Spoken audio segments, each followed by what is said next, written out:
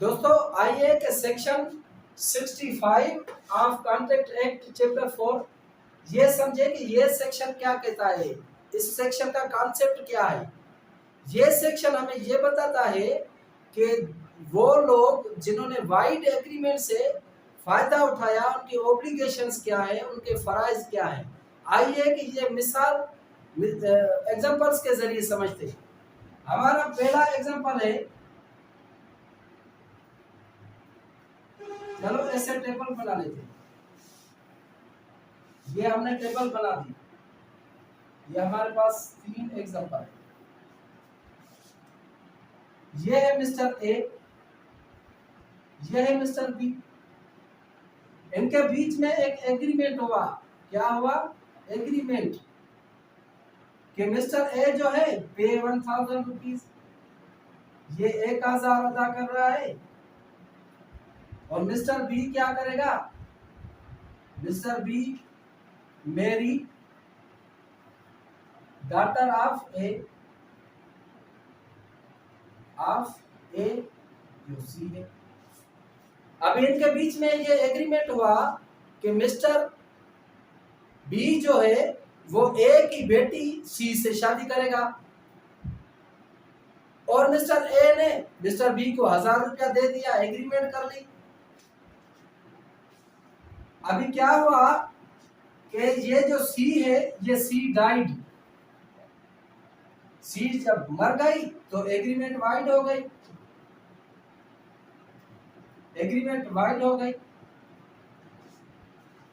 जब सी रही नहीं तो मिस्टर बी शादी किससे करेंगे? तो एग्रीमेंट ये वाइड हो गई। तो अभी मिस्टर बी जो है इज बाउंड टू रीपे, ये रीपे 1000 रुपीज टू ए। तो जब ये एग्रीमेंट वाइड हो गई तो मिस्टर बी जो है वो 1000 रुपया ए को वापस कर देगा, ये नहीं कि रख लेगा। हमारा एक एग्जांपल ये हो गया। एग्जांपल नंबर 1 आप इसको करें। दूसरा एग्जांपल है, ये मिस्टर ए, ये है मिस्टर बी। मिस्टर ए ने एग्रीमेंट किया कि mister A will supply 250 mounds of rice in मार्च। ये मार्च में 250 मन चावल के सप्लाई करेगा। किसको? मिस्टर बी को। और B will pay certain amount.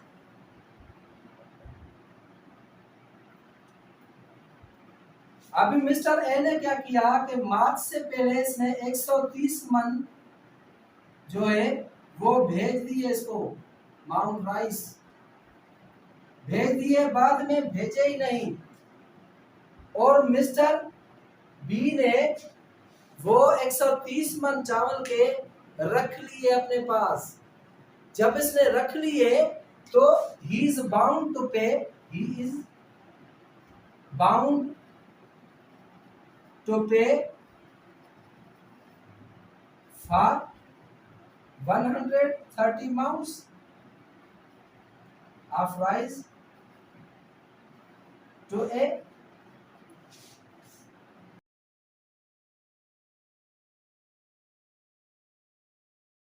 दोस्तों अभी आई बात समझ में कि इनके बीच में क्या हुआ था? ये कॉन्ट्रैक्ट हुआ था कि मिस्टर ए जो है 250 मन राइस के सप्लाई करेंगे मार्च में, और मिस्टर बी सर्टेन प्राइस देंगे। अभी मार्च से पहले इसने 130 मन चावल के सप्लाई किए और बाद में सप्लाई नहीं किए चावल। तो जब मिस्टर बी ने ये चावल अपने पास रख लिए तो he is bound to pay for 130 mounds of rice। वो बाउंड है पे करने के लिए। हमारा तीसरा एग्जांपल है कि ये है एक सिंगर। जैसे सिंगर का हमने मिसाल दिया था पहले और ये कौन है? ये है मैनेजर, होटल का मैनेजर है। थिएटर का मैनेजर है। इनके बीच में एक एग्रीमेंट हुआ। एग्रीमेंट क्या हुआ कि ये सिंगर जो है 2 मंथ्स के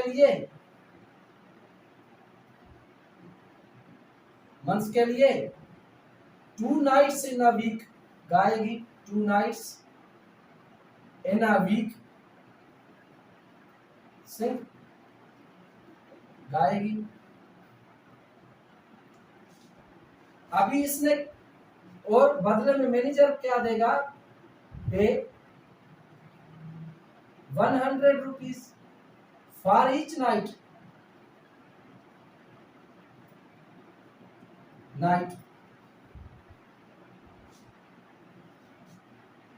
सिंगर ने क्या किया कि ये इसने 5 दिन गाया और 6 डे को जो है ना 6 डे को विलफुली एब्सेंट रही।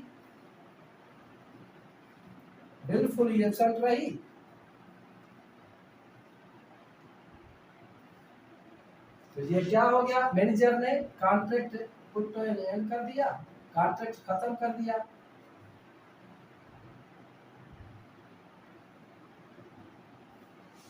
तो मैनेजर ये है कि अगर वो छठी रात को नहीं आई,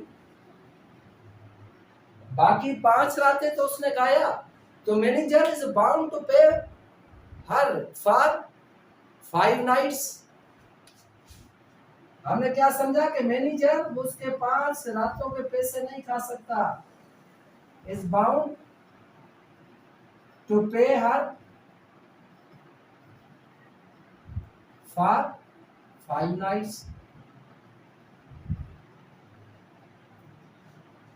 अच्छा, मान ले कि अगर मिस जो है अलीना है फॉर एग्जाम्पल, या सिंगर है, सिंगर ने मैनेजर से 1000 रुपए एडवांस लिया है और शुरू से ही पहले दिन से ही शी बिकेम पहले दिन से ही बीमार हो गई। तो ये क्या हो गया? ये हो गया एग्रीमेंट वाइड। क्योंकि वो बीमार हो गई तो अभी ये इन्फोर्स नहीं हो सकता, तो ये वाइड एग्रीमेंट हो गया। एग्रीमेंट तो वाइड हुआ, लेकिन बेनिफिट किसको हुआ? बेनिफिट सिंगर को। तो क्या सिंगर ये पैसे वापस करने की पाबंद है? जी हाँ। यहां पर हम लिख लेते हैं she is bound to return advance payment.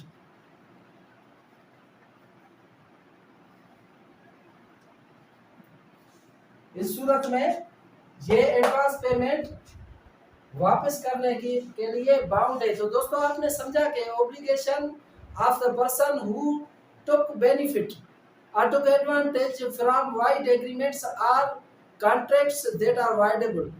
तो अभी आपने समझा कि ये कॉन्ट्रैक्ट वाइडेबल हो गया, तो इससे जिसने एडवांटेज उठाया तो उसकी क्या ऑब्लिगेशन है। ये जो हमने एग्जांपल दिए, जैसे एग्जांपल पहला, ये मान लें एग्जांपल दूसरा, ये एग्जांपल तीसरा, ये हमारे एग्जांपल्स हैं जो हमें ये वाज़ेह बताते हैं कि जो लोग वाइड एग्रीमेंट या वाइडेबल कॉन्ट्रैक्ट से फायदा उठाते हैं वो रिटर्न करने के पाबंद हैं।